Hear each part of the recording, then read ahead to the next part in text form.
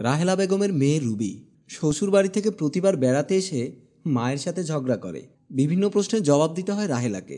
আজও মা রাহেলা বেগম তার ছোট মেয়ে রুবিকে বলছে, যে বিবেচনায় তোর শ্বশুরবাড়ির লোকজন বিয়ের পরপরই তোকে আমাদের সাথে ঈদ করার সুযোগ করে দিয়েছিল, আমি সেই বিবেচনাবোধ থেকে শিউলিকে ওর বাবার বাড়িতে ঈদ করার সম্মতি দিয়েছি।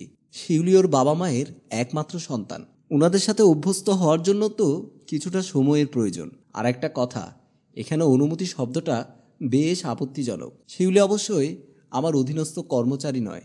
আমি কি তোকে বিষয়টা বোঝাতে পেরেছি রুবি? জবাবে রুবি বলল, হ্যাঁ বোঝাতে পেরেছ, খুব পেরেছ। মনে রেখো, তোমার প্রশ্রয় পেয়ে পেয়ে বড়জন কিন্তু সংসারের দায় দায়িত্ব কর্তব্য থেকে প্রায় বিচ্ছিন্ন হয়ে গেছে। তারপরও তুমি জেনে বুঝে ছোটজনকেও প্রশ্রয়ের রাস্তায় নিয়ে যাচ্ছ। মেয়ের মুখে এমন কথা শুনে মা অবাক হয়ে বললেন, তোর কাছে বিচ্ছিন্ন হয়েছে মনে হলেও আমি ওভাবে চিন্তা করব না। হয়তো সমস্যা আছে, কিন্তু বৃহৎ প্রাপ্তির বিপরীতে বিদ্যমান সমস্যাগুলো খুবই নগণ্য। বাচ্চারা স্কুলে যাচ্ছে, পরীক্ষার রেজাল্টও তো বেশ ভালো করছে। আমি নিজে যদি কোনো সন্তান কিংবা তাদের বউদের অনুগ্রহ সানুগ্রহ প্রত্যাশা করতাম, হবে হয়তো তোর কথাগুলো বিবেচনার সুযোগ ছিল। আমি নিজেই ৩৩ বছর শিক্ষকতা করেছি। বাকি জীবন কাটানোর জন্য যে পরিমাণে অর্থের প্রয়োজন হবে, সেটুকু অর্থনৈতিক স্বাচ্ছন্দ্যবোধ হয় আমার আছে। জীবনের শেষ বেলায় এসে আমার শুধু দুটো চাওয়া।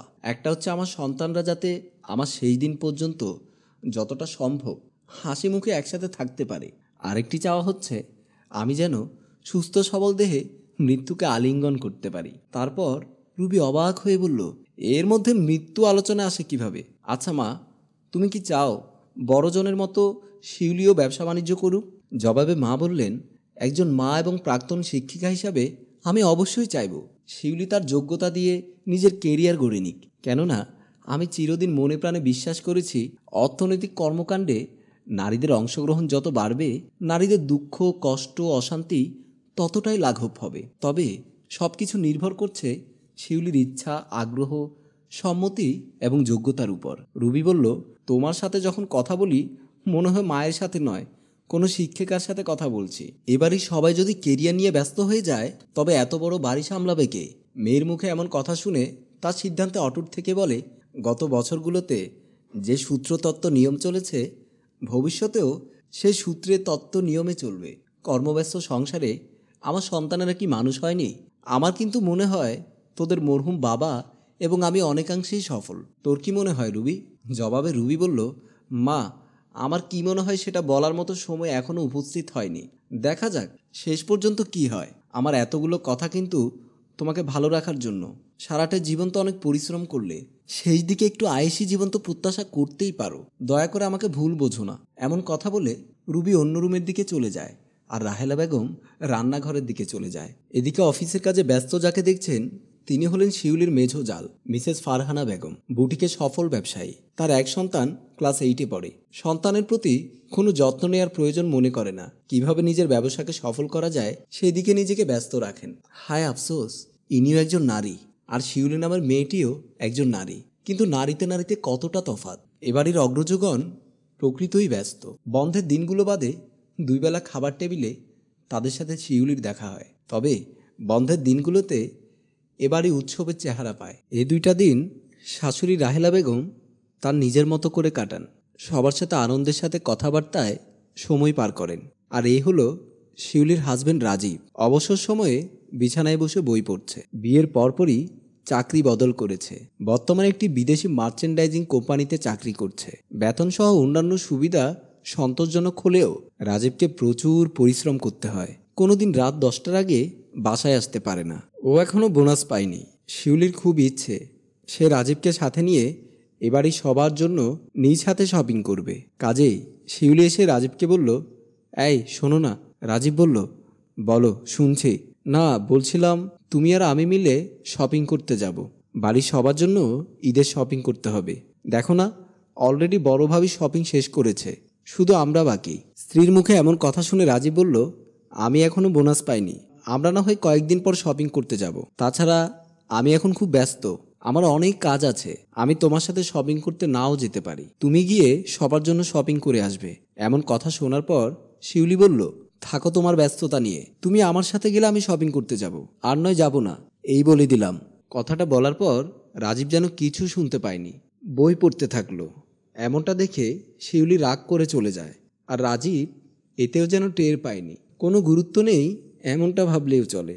যাক বাবা, এদিকে শাশুড়ি মা শিউলিকে ডেকে পাঠিয়েছে। রাহেলা বেগম শিউলিকে দেখে তিনি সোফায় বসে বই থেকে মনোযোগ তুলে নেন। শিউলিকে উদ্দেশ্য করে তিনি বলেন, মা শিউলি, রমিজাকে 2 কাপ চা দিতে বলো, অনেকক্ষণ ধরে বই পড়ার কারণে মাথাটা ব্যথা করছে। মা মেয়ে চা খেতে খেতে কথা বলবো। শিউলি বলল, আচ্ছা ঠিক আছে মা, আমি এখনই রমিজাকে বলছি চা দিতে।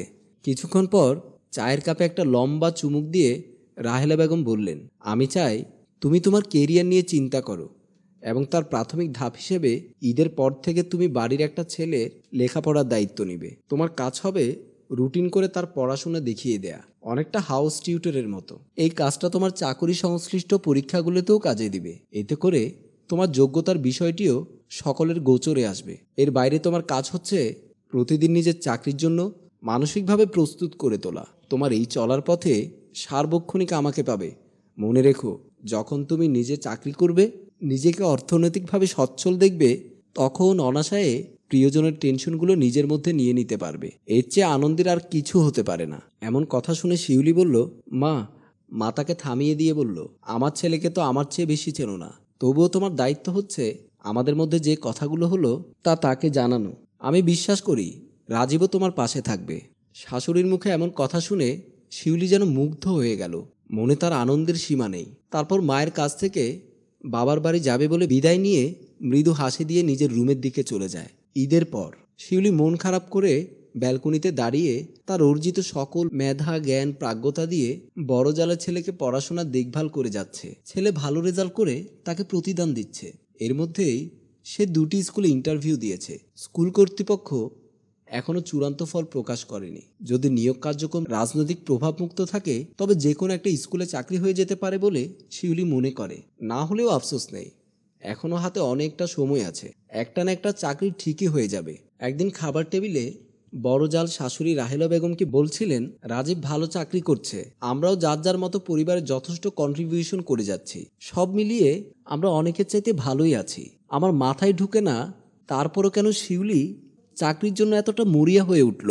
গম্ভীর স্বরে রাহিলা বেগম বললেন, সাজিদও তো অনেক বড় চাকরি করে, আজ বাংলাদেশ তো আগামীকাল থাইল্যান্ড। তারপরও কি তোমার ব্যবসা করার কোনো প্রয়োজন ছিল? নেই বলে মনে হলেও আমি কিন্তু তোমাকে উৎসাহিত করেছি, কখনো কখনো সরাসরি পাশে দাঁড়িয়েছি। আল্লাহ না করুক আজ যদি সাজিদের কিছু হয়ে যায়, তুমি কিন্তু পানিতে ডুববে না। অথচ সেই তুমি আরেকটি মেয়ের সম্ভাব্য কেরিয়ার গড়ার পথে নেতিবাচক কথার পসরা নিয়ে বসেছ। তুমি যেটাকে চাকরি হিসাবে দেখছো, আমি কিন্তু সেটাকে কেবল চাকরি হিসেবে দেখছি না। পার্থক্যটা দেখার কিংবা দৃষ্টিভঙ্গির। বড়জাল ফারহানা বলল, মা, আপনি কিন্তু বিষয়টাকে জটিল করে ফেললেন। এই কারণে এই বাড়িতে আমি সহসা কোনো কথা বলি না, অথচ ছোট বড় অনেকেই কথা বলে, প্রয়োজনে অপ্রয়োজনে সিদ্ধান্ত চাপিয়ে দেয়। জবাবে শাশুড়িমা বললেন, তুমি যে এই কথাগুলো বলার সাহস পাচ্ছ, তার পেছনে কিন্তু তোমার অগোচরে শক্তি হিসেবে কাজ করছে তোমার অর্থনৈতিক স্বাবলম্বিতা। আর সেই স্বাবলম্বিতা তোমাকে অর্জন করতে হয়েছে। পার্থক্যটা কি জানো? অনেকে স্বাবলম্বী হয়ে নমনীয় হয়, আবার অনেকের তা হজম করতে কষ্ট হয়। অবশেষে ঈদের পর একটি স্কুলে শিউলির চাকরি হয়ে যায়। এর মধ্যে রাজীবের প্রমোশন হয়েছে, সে এখন 6 অঙ্কের বেতন পায়। তারপরও মাসের শুরুতে শিউলির হাতে যখন বেতনের টাকাটা উঠে আসে, তখন এক ধরনের প্রশান্তিতে তার মন ভরে যায়। অপ্রত্যাশিতভাবে রাহেলা বেগমের সংসারও ছোট হতে শুরু করেছে।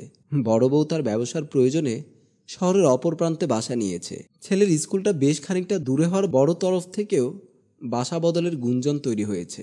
রাহেলা বেগম তার পক্ষে সম্মতি দিয়ে দিয়েছেন। এমন কথা চিন্তা করে মন খারাপের সাথে পাল্লা দিয়ে রাহেলা বেগমের শরীরটাও দিন দিন খারাপ হতে থাকে। সে নিজেকে স্বাভাবিক রাখার চেষ্টা করেন, কিন্তু আজন্ম লালিত অহংকারের আশুপতনের আশঙ্কায় তার ভালো থাকার সকল আয়োজন প্রদীপ শিখার ন্যায় দোদুল্যমান হয়ে যায়। সে ভাবে, তবে কি পরাজয় আসন্ন? নির্ঘুম রাতের সংখ্যা বাড়তে থাকে, টান টান শরীর সামনের দিকে ঝুঁকে আসে। তারপর একসময় ব্রেন স্ট্রোক করে রাহেলা বেগম শয্যাশায়ী। বড় বউয়ের তরফের অবর্তমানে সংসারের পুরো দায়িত্ব শিউলির কাঁধে উঠে আসে। শিউলি তার দায়িত্ব কর্তব্যে স্থির অবিচল।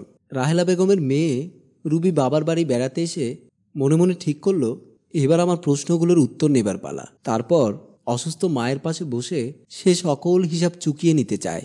রাহেলা বেগম রুবির আগমনের হেতু বুঝতে পারেন। রাহেলা বেগম শরীর মনে সকল জড়তা ছিন্ন করে ভাঙা ভাঙা শব্দে বলেন, আমি চিরদিন স্বপ্ন দেখেছি এবং অপরকে স্বপ্ন দেখাতে চেয়েছি। এই ক্ষেত্রে আমি অনেকাংশেই সফল। আমার 2 জন ছেলের বউ আজ অর্থনৈতিকভাবে প্রায় স্বাবলম্বী, কিন্তু একটা ক্ষেত্রে আমি ব্যর্থ এবং সেই ব্যর্থতার দায় আমি মাথা পেতে নিতে প্রস্তুত। আমি যৌথতাকে ধরে রাখতে পারিনি, তবে আমার মধ্যে কোনো কষ্ট নেই, কেননা আমি কোনোদিনও কারো করুণা প্রত্যাশা করিনি। একটা সময় যৌথতা ভাঙে, আবার গড়েও ওঠে, কিন্তু ভাঙনটা একটু অসময় হয়ে গেলে এই যা হঠাৎ করেই রাহেলা বেগমের অবয়বে তৃপ্তির হাসি খেলে যায়। তারপর লম্বা দম নিয়ে তিনি বলেন, এত এত খারাপ খবরের মধ্যেও একজন মানুষ কিন্তু এই আকালের দিনেও আমাকে ভালোবাসায় আঁকড়ে রেখেছে। সে তার দায়িত্ব কর্তব্যে স্থির অবিচল বলেই আমি এখনো তোর সাথে কথা বলতে পারছি। সে প্রয়োজনে আমাকে শাসনও করে।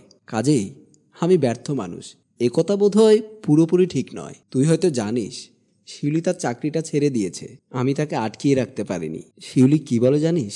আমার আর নিজেকে প্রমাণ করার কিছুই নাই।